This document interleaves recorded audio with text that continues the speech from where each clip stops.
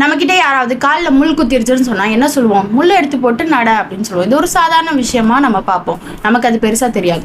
ஆனா நபி ஸல்லல்லாஹு அலைஹி வஸல்லம் சொல்றாங்க, ஒரு அடியானுடைய காலில் ஒரு சின்ன முள் குத்துனா கூட அந்த வேதனைக்காக அல்லாஹ் பாவங்களை மன்னிக்கிறான் அப்படின்னு. நம்ம இன்னைக்கு ரொம்ப ஃபீல் பண்ற விஷயம் என்ன தெரியுமா? நம்மளோட கஷ்டத்தை யாருமே புரிஞ்சுக்க மாட்டாங்க, இது அவங்களுக்கு புரிய மாட்டேங்குது, நம்ம ஃபேமிலி ஃப்ரெண்ட்ஸுக்கே புரிய மாட்டேங்குது அப்படின்னு நினைக்கிறதுனால தான். ஆனா அல்லாஹ் தான் நம்மளுடைய சின்ன சின்ன வேதனைகளையும் புரிஞ்சுக்க கூடியவன்.